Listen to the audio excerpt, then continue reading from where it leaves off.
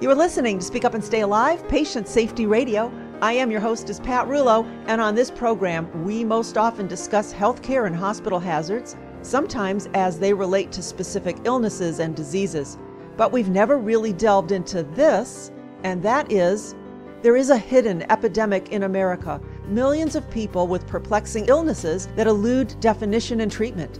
And they are left going from doctor to doctor with both exuberant hope for an answer to feelings of despair and resignation when none is given. Who are these medical refugees, and what, if anything, is being done to identify and help them? Our guest today is one of those undiagnosed who decided to do something about the glaring need to foster awareness of this issue. She created a documentary film titled Undiagnosed Medical Refugees, based on her story, the stories of patients, their doctors, and the medical system that struggles to service them.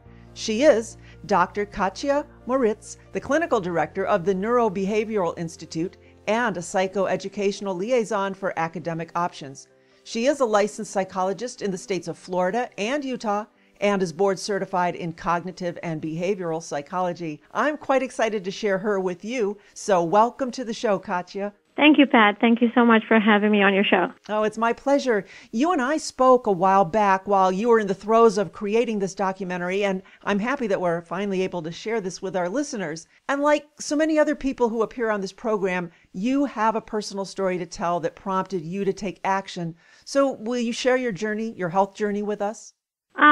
Sure. 4 years ago, doing a routine endoscopy, I woke up from it with an unknown disease, a syndrome that nobody could understand or name. And it's been a progressive condition that I've dealt with for the past 4 years. And I've been lucky enough to be able to function and continue working, even with the symptoms that I experienced. But no matter where I went and how hard I tried to get a diagnosis, I have been unable to reach a diagnosis and a course of treatment. And so because of this, then, you decided to get out and let others know about it and decided to do a film, a documentary. And I was curious, just on a personal level, why you decided to do a film rather than any other type of media, such as a book.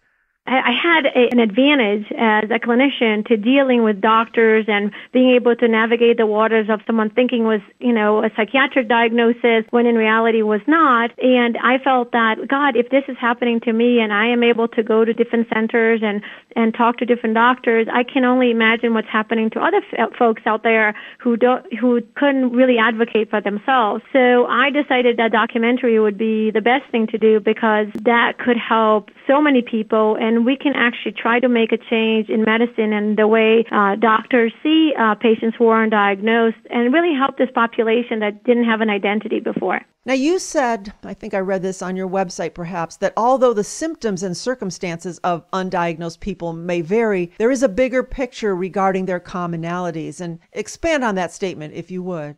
Sure. So one thing that we realize is a lot of the undiagnosed population not only suffered with the illnesses that they are faced with, but they feel very dismissed by medicine. They are very often diagnosed psychiatric. Unfortunately, for whatever reason, they looked at psychiatric conditions as less of a medical issue when we feel that psychiatric conditions are huge and debilitating medical issues, but they end up in a position where no one is willing to help them, and many patients feel abandoned by the medical system when doctors don't know what they have, they don't know what to do with them. We also realize that there is no database for the undiagnosed, so a lot of those patients did not have a place, a repository for their data. So medicine can move forward. It's through this group of people that we're going to be able to give the new diagnosis, find out new treatments for diseases that we currently know. And what we realize is this is being wasted. The data, the information that this population provides is not being collected in a way that we can help the future of medicine. So that became a huge part of the documentary, to realize we need to do something, and we need to do something right now about the information that is coming from this population. The other part of it is that it was very sad to hear from families that have lost a loved one to an undiagnosed disease, that they felt that, in the criminal system, there are cold cases where where if they couldn't solve the case at the time, they collect all the information and wait for science to catch up so they could get an answer to what happened to their loved ones. And that was not it's not what's happening right now to the undiagnosed families. There is no place to put that information.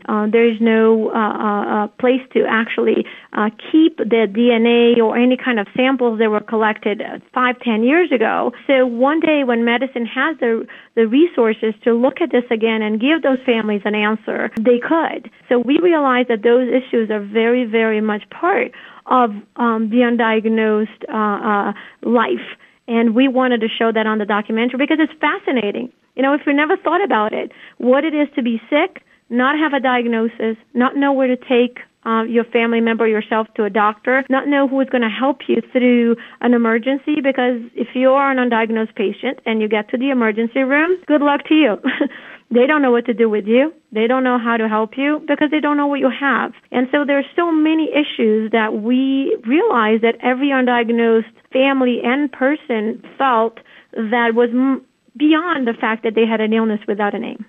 You know, is being undiagnosed truly a factor of having something that no one in the healthcare world can figure out because they've never heard of it, or it's a rare case, they've never seen it before? Or is it something more? I think it's a combination. I don't think there's one type of undiagnosed patient. I think there are the undiagnosed patients right now who are still in the diagnostic process and they haven't reached a diagnosis. There are people that have been misdiagnosed and or delayed diagnosis is a very common issue also for this population where, for certain diseases, it takes a long time currently to be able to diagnose those patients. You think about multiple sclerosis or Parkinson's disease or many neurological conditions where there's a maturation of the illness that takes place in order to reach a diagnosis.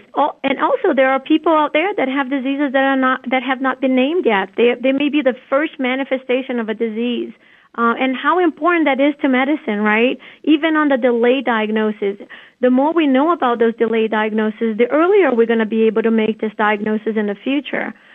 So there are many types of undiagnosed patients that we see out there. So I wouldn't say that the undiagnosed population only includes the people that have such rare diseases that have not been named yet, but many of the people who have gone through the system and have seen multiple specialists and gone through all the possible testings and the diagnostic tools end up with either a very rare condition or a condition that has not been named yet.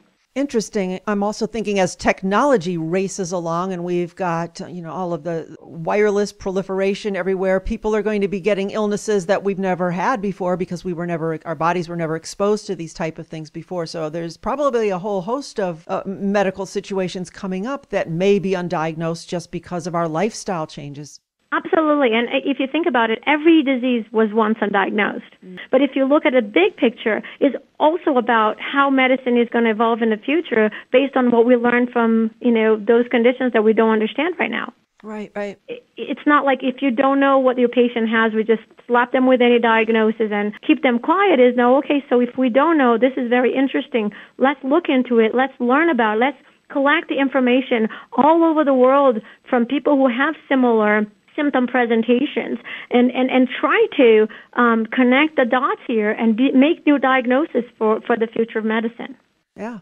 So what are we doing or not doing as a society to address the enormous scope of this problem? I'm hoping that our documentary is going to help us address this problem. And I think that right now we really are failing the undiagnosed, but I think we're failing medicine in general if we don't pay attention to this issue. I think it's kind of a nightmare for families when they find their loved ones very ill, and at the same time they can't get an answer, they can't find someone to care for them, and that's very common for us to hear. We're very disappointed at how society has, supported them through this process, how difficult it is to go to your job and say, I have this symptom, but I don't know what it is, and not be able to have the same rights as someone who has an illness with a name. So being undiagnosed creates such an enormous difficulty, even for insurance companies. Sometimes insurance companies won't allow you to do certain diagnosis, so therefore they will not let you get the test done.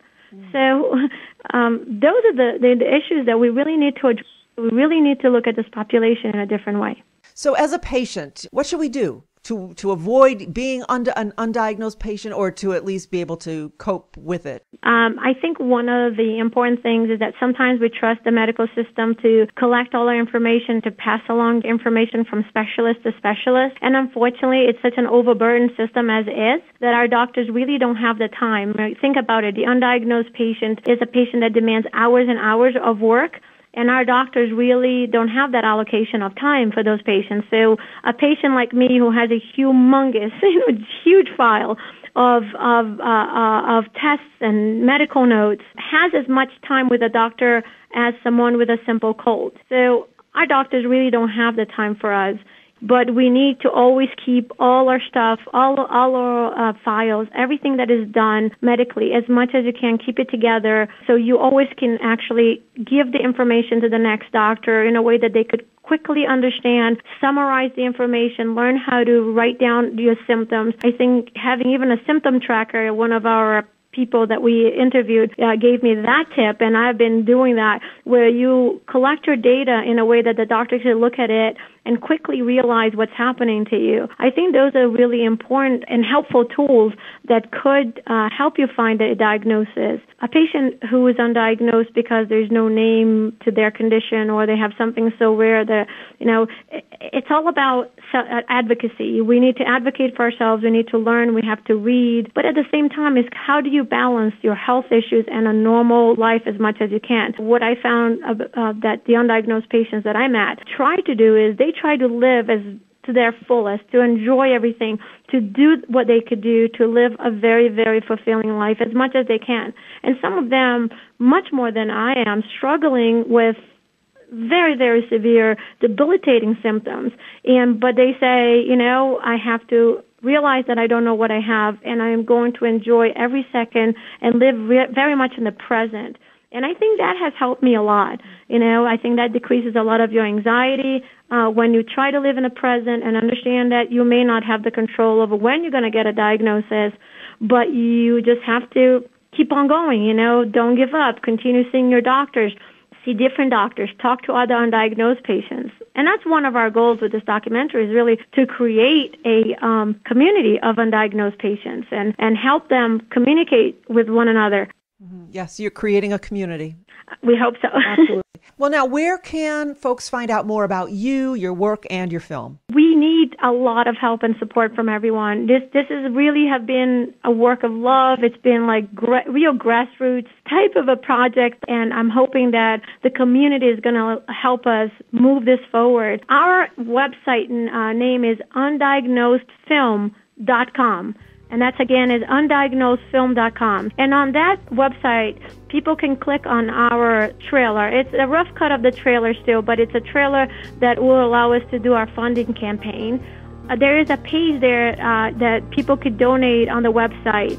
And everything helps. We really need the help, and we really need the community support to finish and move this project forward. All right. May I add that to our website as well? Oh, please do. I will send you all the information, and that would be so nice.